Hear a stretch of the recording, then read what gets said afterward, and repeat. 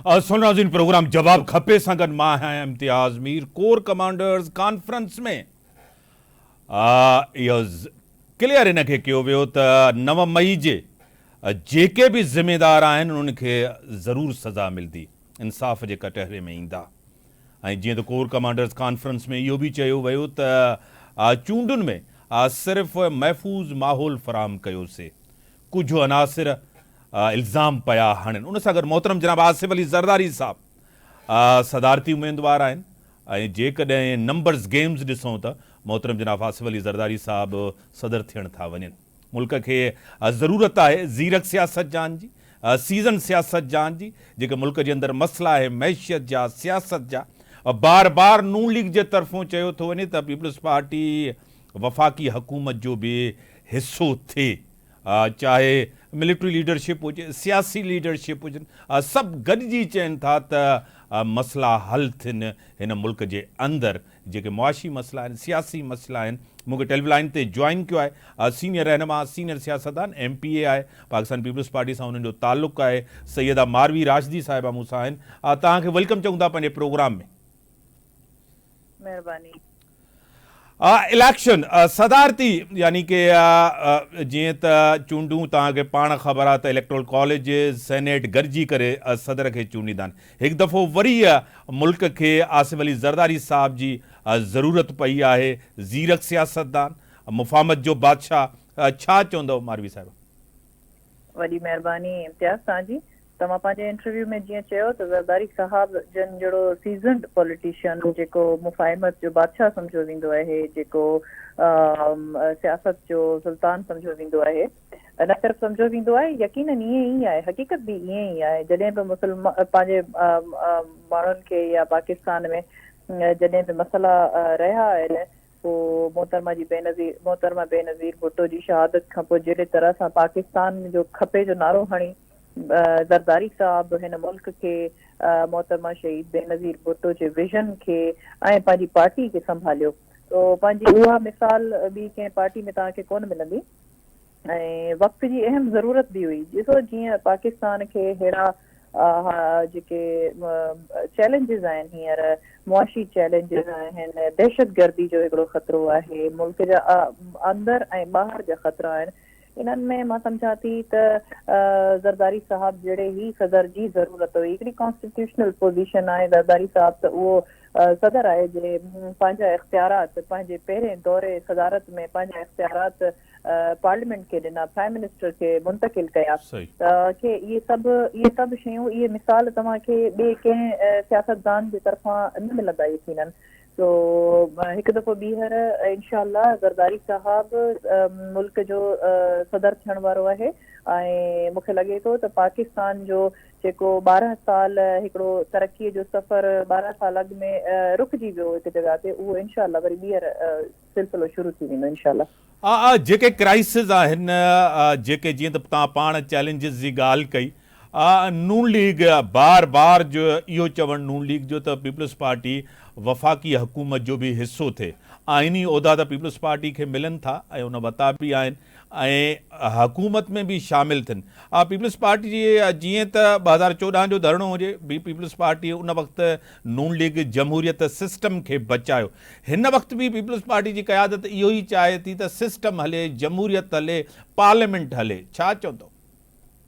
ॾिसो, जेके मुल्क जा सियासी हालात आहिनि, तव्हां ॾिसो त पहिरें ॾींहुं जंहिं महिल इलेक्शन खां पोइ असेंबलियुनि में ओथ टेकिंग सेरेमनी हुई, मां स्पेशली ॻाल्हि कयां भई नेशनल असेंबली जी, त उते हिकिड़ी सियासी जमात जेका बग़ाहिर त पाण खे सियासी जमात सॾे थी, पर उन्हनि जो तर्ज़ सियासत ॾिसो तव्हां त जंहिं तरह सां उहे सियासत करनि थी, पहिरें करनि था। मां पहिरियां वारी PTI ऐं हींअर सुन्नी इतिहाद जी थी ॻाल्हि कयां त हुन में मौजूदु MPS जो जिन जो गैर संजीदा रवैयो ॾिसो, मुल्क अहिड़े सख़्तु हालात में मुब्तला आहे ऐं उन्हनि जो गैर संजीदा ॾिसो अचण सां ई जेको एहतजाज गैर ज़रूरी ओथ खणण खां पहिरियां जॾहिं तव्हां अञा MNA ई न आहियो त तव्हां शोर गुल कयो था, अगरि हंगामो कयो था, त हिकिड़ो गैर आइनी अमल आहे। इन सूरत हाल में असां चाहियूं था त गॾिजी, छो जो अवाम हिकु कंहिं पार्टीअ खे पंहिंजो मैंडेट न ॾिनो आहे। अवाम पंहिंजी मर्ज़ी क्लियर कट इलेक्शन 2024 में ॿुधाए छॾी आहे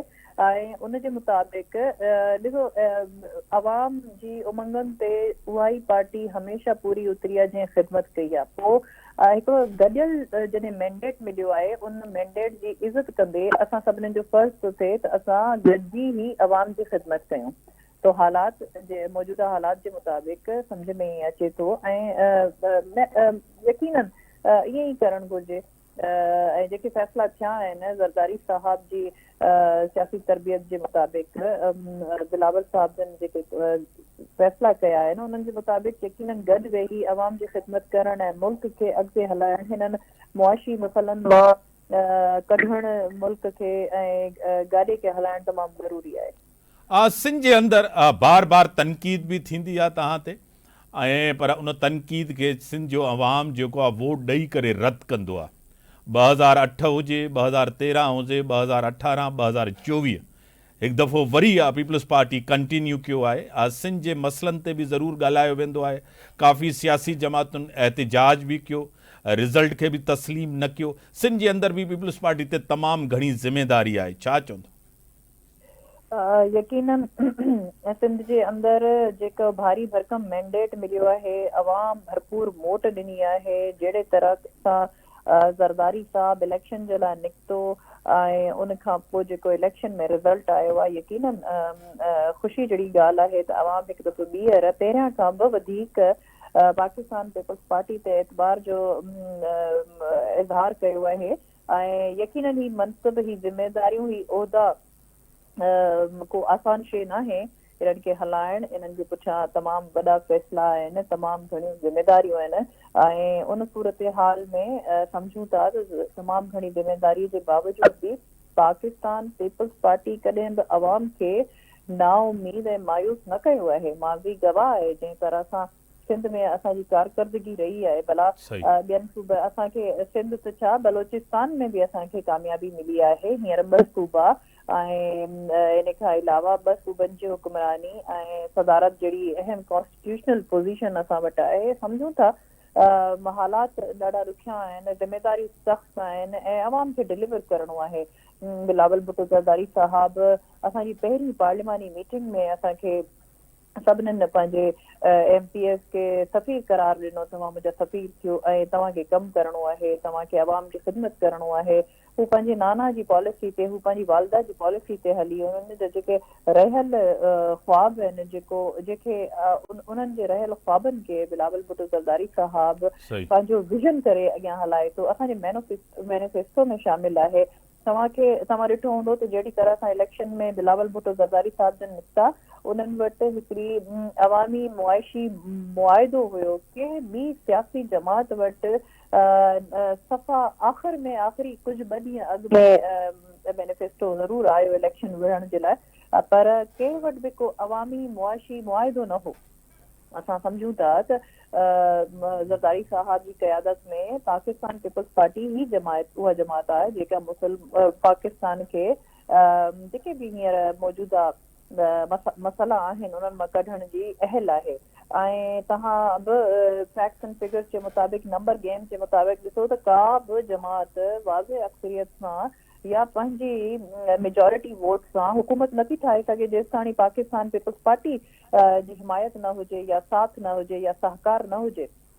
त इहे सभु शयूं असां सम्झी ऐं अवाम जी ख़िदमत जे लाइ हिकु दफ़ो ॿीहर पंहिंजे पाण खे पेश कयो आहे त यकीनन असां सम्झूं था त इहा ज़िमेदारी सभिनीनि जी आहे ऐं गॾिजी मुश्तरका ई ज़िमेदारीअ खे अॻिते वधाइणु घुरिजे ऐं उन ते अमल पैरा थी अवाम जी ख़िदमत कयूं इंशाअल्लाह। सैयदा मारवी राशिदी साहिबा, जीअं त पीपल्स पार्टी जी जॾहिं बि मर्कज़ में गवर्नमेंट न रही आहे, PTI जी रही या नून लीग जी रही आहे, सिंध नज़रअंदाज़ थियो आहे। सिंध खे हमेशह नज़रअंदाज़ कयो वियो आहे। इन जे करे त जेके बि वफ़ाक़ में पार्टियूं ॿियूं रहियूं आहिनि उनखे सिंध जे माण्हू वोट न कयो आहे। हिन दफ़े त इहो नज़रअंदाज़ सिंध कोन थींदो। आसिफ अली ज़रदारी साहब प्रेसिडेंट थियण था वञनि, वॾे अहम मनसब ते, तमामु वॾे मनसब ते जॾहिं वेंदा त सिंध जा जेके मसइला आहिनि उहे एड्रेस थींदा। जी यकीनन जॾहिं बि पाकिस्तान पीपल्स पार्टी जी क़यादत सिंध त छा पूरे पाकिस्तान जे लाइ जॾहिं बि फ़ैसिला कया आहिनि, उहे अवामी फैसला साबित थिया आहिनि। हाणे हालिया ई पंहिंजे हिकिड़े इंटरव्यू में जनाब आसिफ अली ज़रदारी साहब चयो त मुंहिंजा जेके प्रोजेक्ट हूंदा आहिनि मुंहिंजनि ख्वाबनि वांगुरु हूंदा आहिनि। उहो को ज़ाती को प्रोजेक्ट जे बारे में हू ज़िक्र न पिया करनि। हू ॿुधाए रहिया हुआ त जेको ताजिकिस्तान खां पाणीअ जो हिकिड़ो सिलसिलो शुरू करे गिलगित बल्तिस्तान खां फेराए बलोचिस्तान खे साफ़ पाणी मुहैया करण जो हिकिड़ो प्रोजेक्ट आहे, उहो मुंहिंजो ख्वाबु वांगुरु आहे। अहिड़े ई नमूने सां जॾहिं बि असांजे पहिरें दौरे हुकूमत में ज़रदारी साहब जा जेके कारनामा हुआ, पोइ अरणी तरमीम हुजे, सी पैक हुजे, आवाज़ हुकूक बलोचिस्तान हुजे, NFC अवॉर्ड हुजे, या पाक ईरान गैस पाइपलाइन मनसूबो तव्हांजे साम्हूं आहे। ऐं ॾिसो पख्तूननि खे जेको पठाणनि खे आइडेंटिटी ॾिनी वई हुई, उहा बि असांजे ई दौरे सदारत में ॾिनी वई हुई। बेनज़ीर इनकम सपोर्ट प्रोग्राम जहिड़ो यूनिवर्सली एक्सेप्टेड एक्नॉलेज प्रोग्राम जेको अवाम खे ॾिनो वियो हुयो, उहो तव्हांजे साम्हूं आहे। ऐं लैंड जेको हारियुनि खे ॾिनी वई, उहो तव्हांजे साम्हूं आहे। ऐं 100% इंक्रीमेंट जेका अवाम खे मिली, जेका सैलरीज़ की मद में पेंशनर्स खे मिली, उहो बि ॾिसो हिकिड़ो नुमाया कारकर्दगी आहे पाकिस्तान पीपल्स पार्टी जी। पुराणे दौर में गुज़िरियल 5 साल जे दौर में जेको सिहत जे शोबे में जेको सिंध में कमु थियो, उहो बि ॿियनि सूबनि जे हिसाब सां बहितरीन कमु थियो। ऐं न सिर्फ़ु पाकिस्तान मां ॿाहिरां बि कई अहिड़ा जेके मर्ज़ आहिनि, जेके अहिड़ा लाइलाज शयूं आहिनि, उन्हनि ते हींअर कमु थिए पियो सिंध में। गंबट हुजे, गंबट इंस्टीट्यूट हुजे, या NICVD हुजे, इहे असांजा प्रोजेक्ट पूरे पायलट प्रोजेक्ट बि सभु पूरे डिस्ट्रिक्ट में, हर डिस्ट्रिक्ट में आहिनि। ऐं उन्हनि ते कमु थिए थो। अञा वधीक असांखे सम्झूं था त बलोचिस्तान में बि अहिड़ी सिहत जी फैसिलिटीज़ ॾेई छो जो बलोचिस्तान में जेके नाराज़ बलोचिस्तान आहिनि, उन्हनि खे जेसिताणी पंहिंजा हुकूक न मिलंदा तेसिताणी असां सम्झूं था त बलोचिस्तान में हिकु ख़ुशहाली न ईंदी। ऐं उन्हनि नाराज़ बलोचनि खे ज़रदारी साहब खां वधीक ॿियो को माण्हू सम्झी ई नथो सघे। उन्हनि नाराज़ बलोचनि खे यकीनन टेबल ते अची टॉक्स कराइणियूं पवंदियूं ऐं उन्हनि जा मुतालबा मञणा पवंदा असांखे। ऐं जेके बि उन्हनि जूं जेके रोज़मर्रा जी ज़िंदगी में हुननि खे तकलीफ़ूं मिलियल आहिनि, या जेके हुननि खे जो आहिनि दिलादारियूं थियल आहिनि, उन्हनि जो मदाओ करणो पवंदो। ऐं पाकिस्तान पीपल्स पार्टी बहितरीन नमूने सां इंशाल्लाह कंदी आहे। बलूचिस्तान जी ऐं सिंध जी सूबे में तव्हांखे नज़र ईंदो त बहितरीन कारकर्दगी आहे। मारवी रासी साहिबा, आपकी तव्हांजी वॾी महिरबानी, तव्हां टाइम ॾिनो। जीअं त तव्हां पाण चयो त पीपल्स पार्टी ते तमामु घणी ज़िम्मेदारी आहे ऐं मंशूर बि अवामी मंशूर हुयो। उहो 300 यूनिट जी बिजली मुफ़्त खां वठी करे हारी मज़दूरनि जी जेकी कमिटमेंट हुई मंशूर जे अंदरि, उहा बि तव्हांजे साम्हूं आहे। ऐं पीपल्स पार्टी जो तमामु घणो रोल आहे, न सिर्फ़ु माज़ी में, हिन वक़्तु बि ऐं मुस्तक़बिल में जमहूरियत जे लाइ, सिस्टम जे लाइ। नाज़रीन, ब्रेक जो टाइम थियो आहे, ब्रेक खां पोइ था अचूं।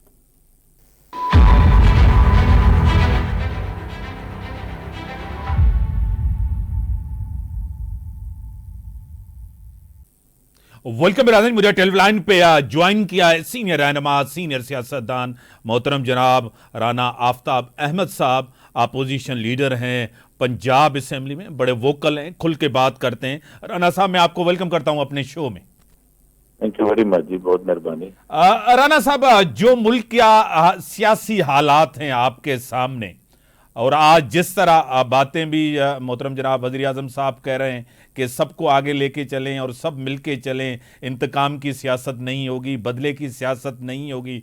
दूसरी तरफ अली अमीन गंडापुर के भी काफ़ी स्टेटमेंट्स आए हैं, तो अगर इस्टेब्लिशमेंट से मुफाहमत हुई भी सही तो इसका फैसला PTI के बानी चेयरमैन करेंगे। क्या कहेंगे राना साहब? देखिए, सबसे पहली बात है, कॉल ऑफ फेल में तजाद नहीं होना चाहिए। सही। ये देखिए, यही लोग थे जो कहते थे हम इसको कोल्लू के पुल पे ले जाएंगे, घसीटेंगे, फिर जब इनके मफादात की होते हैं फिर इकट्ठे हो जाते हैं। मुल्की मफादात, इनको मुल्की मफादात, ये मफाद नहीं सोचते हैं, या जाती मफादात सोचते हैं। अगर ये कोई बीमार होता है तो इनका इलाज भी लंदन में होता है। अगर इनकी कोई इनकी तालीम होती है, ईद भी होती है, लंदन में होती है। ये पाकिस्तान से इनकी कौन सी मोहब्बत है? क्या ये मौरूसी सियासत है कि मियाँ साहबान अब इतनी दफा 85 से आ रहे हैं, इन्होंने पंजाब में क्या तब्दीली ला दी है। पंजाब में गुर्बत आगे से ज्यादा है, पानी का पीने का पानी भी नहीं मिलता है, पब्लिक ट्रांसपोर्ट का कोई कॉन्सेप्ट नहीं, खाली लाहौर नहीं।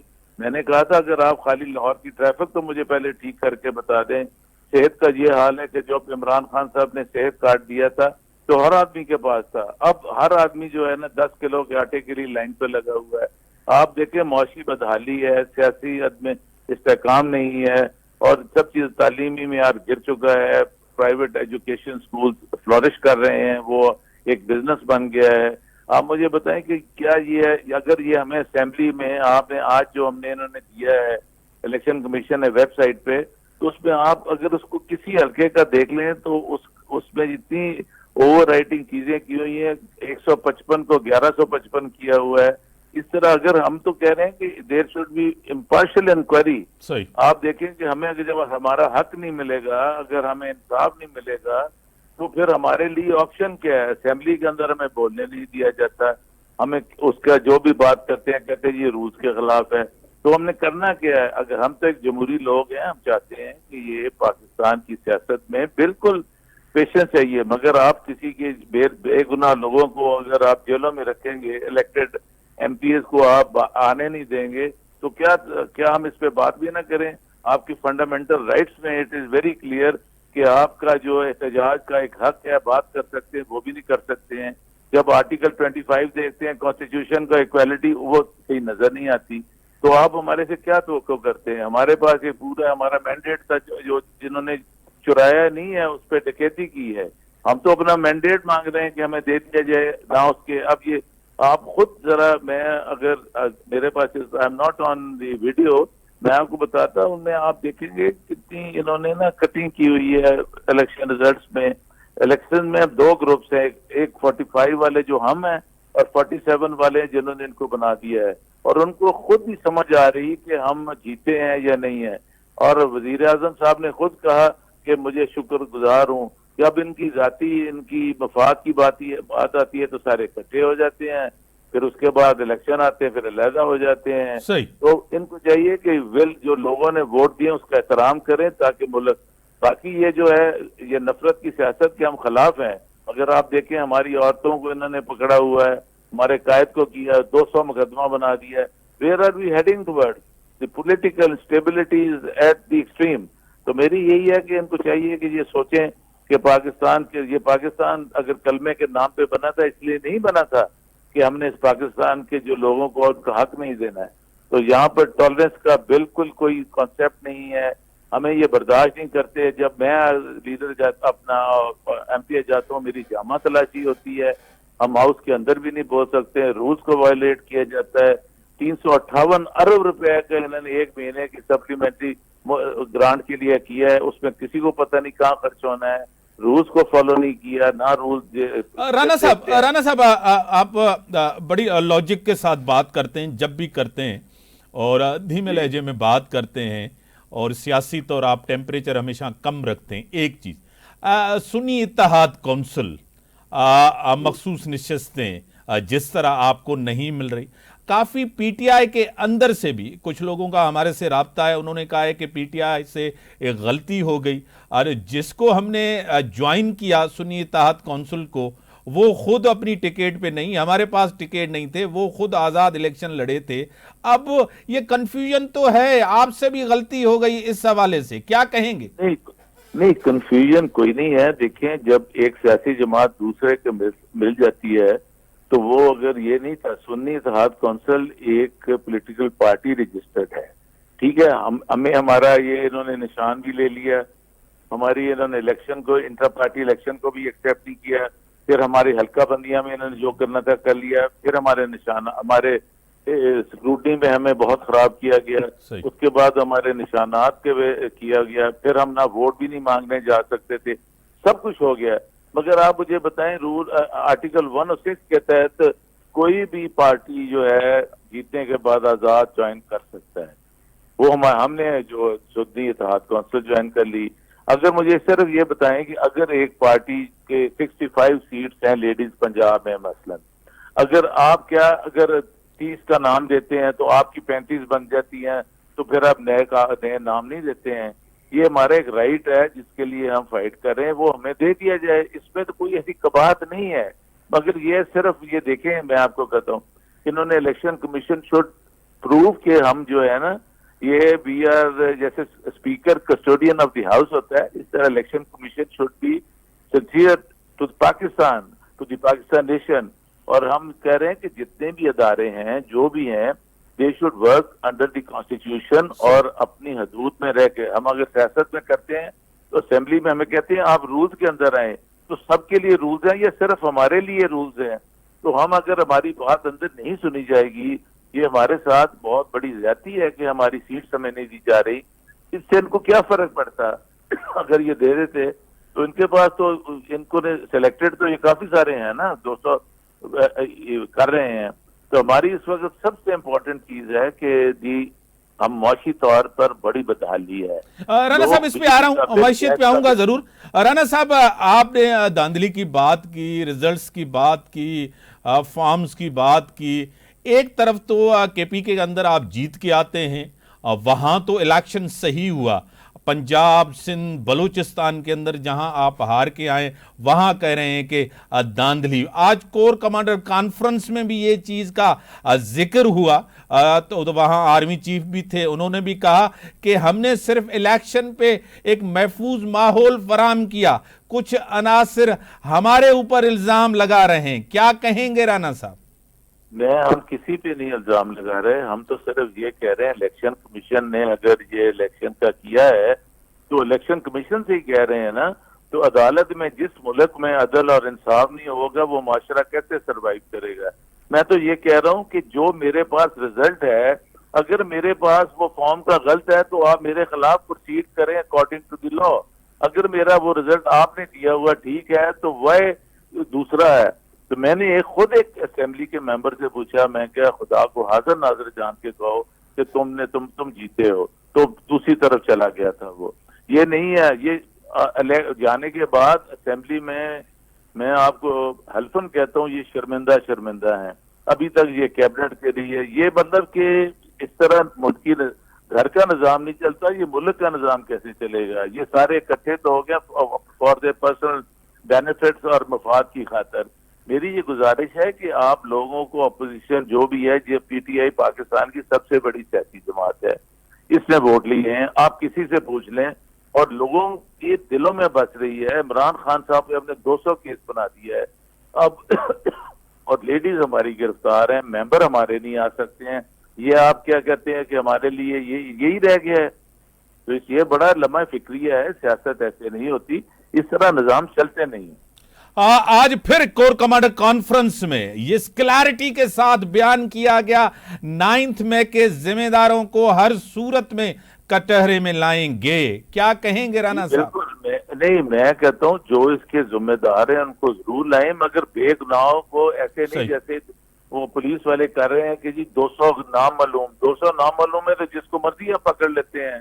आप मेरे से हलफ ले लें कि कुछ लोग जो फैसलाबाद आए भी नहीं है उनको उस केस में नाम डाल दिया गया है। ये नहीं है, हम इंसाफ मांगते हैं ना। अगर इंसाफ भी मिलेगा तो आप हमें मारेंगे भी तो हम आप कहेंगे कि ये हिल भी ना जाएं। आप देखें कि लोगों की हालत क्या हुई है। आप औरतें अंदर हैं और उन पे कोई झूठे केसेस हैं, अगर किसी पे है तो उसको ट्रायल करके उसको सजा दे दें प्रूफ के साथ। ये तो नहीं ना कि आप जिसका देखें नाम डालकर उसको पकड़ लेंगे। इस तरह बड़ी मेहरबानी मोहतरम जनाब राना आफ्ताब साहब, leader opposition leader Punjab assembly, जो मौक़िफ़ तव्हांजे साम्हूं। नज़री ब्रेक जो टाइम थियो, ब्रेक खां पोइ था अचूं डिस्कशन्स के अॻिते वधायूं।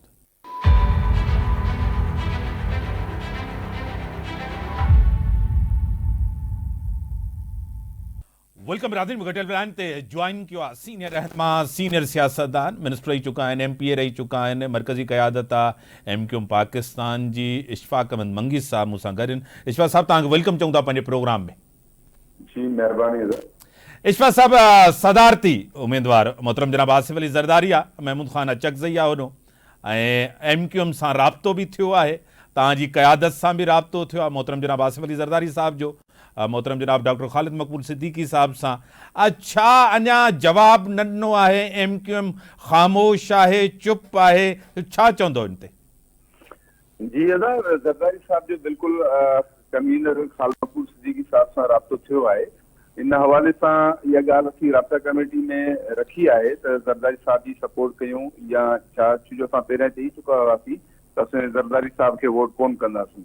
पर उन हवाले सां ज़ाहिर आहे पीपल्स पार्टी डेलीगेशन बि असांजे सीनियर क़यादत सां हुते मुलाक़ात कई। उन खां पोइ ज़ाहिरी जॾहिं टेलीफोन थी आहे त उन खां पोइ इन ॻाल्हि खे असां जेको आहे राब्ता कमेटी जी मीटिंग में रखियो आहे। अॼु असांजो इजलास हुयो ऐं इनशाला सुभाणे वरी इजलास आहे।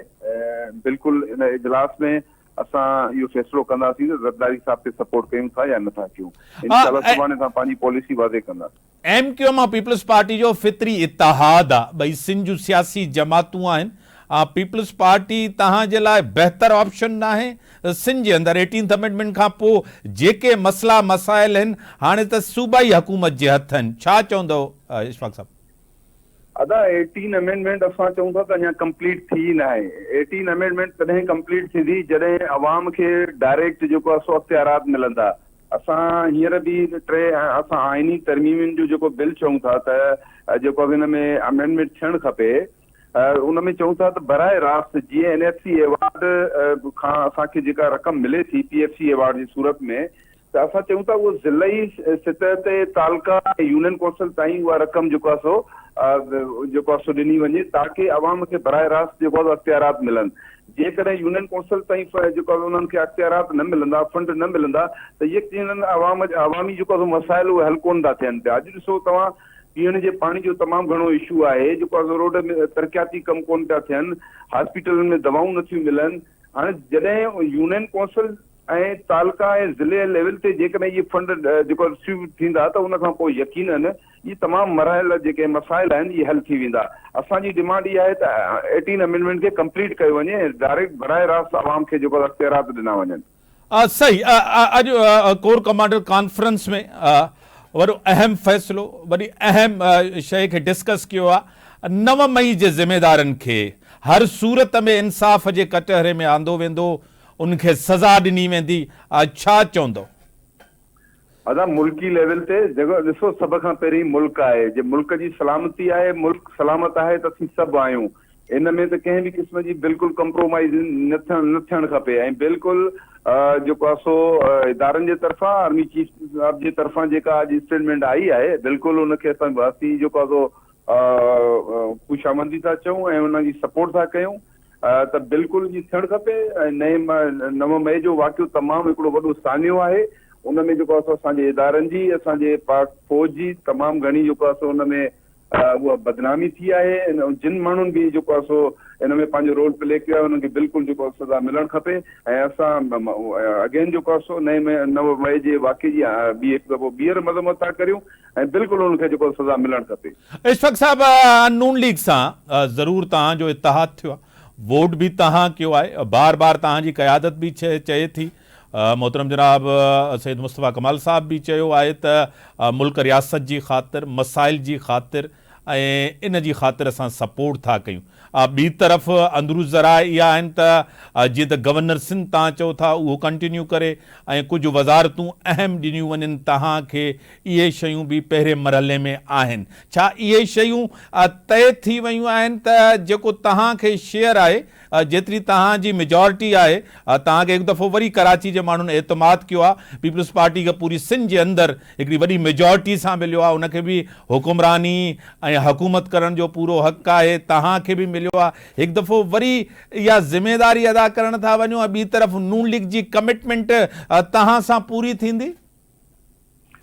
अदा ॾिसो, तव्हां इलेक्शन खां पहिरियां ॾिठो हूंदो त वज़ीर आज़म पाकिस्तान शहबाज शरीफ़ साहब जॾहिं बादराबाद मरकज़ ते आयो ख़ैर सगाली जो पैगाम खणी, त उन में बि जेको असांजी बिल्कुलु वाज़िह स्टेटमेंट हुई त असीं मुस्लिम लीग नून जा इतिहादी आहियूं ऐं असां इलेक्शन में बि जेको आहे असां इहा स्टेटमेंट इलेक्शन जे दौरान बि स्टेटमेंट ॾिनीसीं ऐं जॾहिं इलेक्शन में कामयाब थी करे असां जॾहिं उते वियासीं त यकीन नवाज़ शरीफ़ साहब सां ऐं शहबाज शरीफ़ साहब सां असांजी मुलाक़ातियूं थियूं ऐं असां उन्हनि सां ऐं हुननि जे तरफ़ां बि इहा स्टेटमेंट आई त MQM असांजी इतिहादी आहे, असां उन्हनि खे बिल्कुलु कंहिं बि सूरत में हुननि खे अकेलो कोन छॾींदासीं ऐं बिल्कुलु असांजी उन्हनि सां ॻाल्हि ॿोल आहे ऐं जेका बि सूरत हाल थींदी इंशाअल्लाह ताला जेको मीडिया जे ज़रिए असीं आवाम खे आगाह कंदासीं बाक़ी गवर्नर सिंध जो जेतिरे क़दुरु मामिलो आहे त बिल्कुलु असां खां असांजा मुशावर थी आहे। असीं कामरान टिसोरी साहिब जो नालो असां गवर्नर सिंध जे लाइ ॾिनो आहे ऐं जेकॾहिं वफ़ाक़ में असां शामिल थींदासीं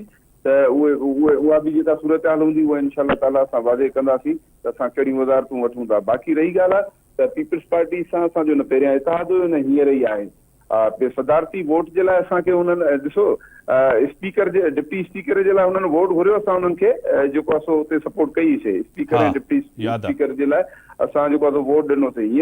हींअर असांजा इजलास जारी आहिनि ऐं इनशाअल्लाह हुन में जेका बि सूरत हाल हूंदी असां आवाम खे आगाही ॾींदासीं। जीअं त तव्हां पाण चओ था काफ़ी शयूं आहिनि जेके सूबे जे अंदरि थियणु खपनि 18th अमेंडमेंट जे हवाले सां, ऐं मुख़्तलिफ़ प्रेस कॉन्फ्रेंस में तव्हांजी क़यादत तव्हां पाण ज़ाती तौरु उन प्रेस कॉन्फ्रेंसिस में हुयो ऐं शयूं चयूं आहिनि। पीपल्स पार्टी सां ज़रूरु सियासी तौरु जेकॾहिं वोट ॾियण था वञो त का न का कमिटमेंट त ज़रूरु वठणी पवंदी। तव्हांखे छा चवंदो? जी अदा बिल्कुलु इलेक्शन खां पहिरियां जेके बि कमिटमेंट हूंदियूं आहिनि उन्हनि सां जेको आहे सो ज़रूरु ॻाल्हि ॿोल असांजी हूंदी आहे। हींअर बि असांजा पाण में इजलास हलनि था पिया। जेका बि सूरत हाल हूंदी ऐं यकीनन जेको आहे सो असीं आगाही बि ॾींदासीं। ऐं ॿी ॻाल्हि इहा आहे त ज़ाहिरी आहे असांजा सिंध जा जेके इशूज़ आहिनि कराची खां कश्मीर ताईं असां चऊं था त आइनी तरमीम ते जेको आहे सो जीअं मुस्लिम लीग नून असां सां जेको आहे सो मुआइदो कयो आहे अहिड़े तरीक़े असां चाहियूं था त पीपल्स पार्टी ऐं ॿियूं जमातूं बि असां सां करनि ताकी पूरे पाकिस्तान में असां सिर्फ़ु कराची जी ॻाल्हि नथा कयूं, पूरे पाकिस्तान जी ॻाल्हि था कयूं त पूरे पाकिस्तान में जेको आहे सो अवाम खे जेको आहे बाख्तियार वॾी महिरबानी साईं, वॾी महिरबानी मोहतरम जनाब इशफाक़ मंगी साहब।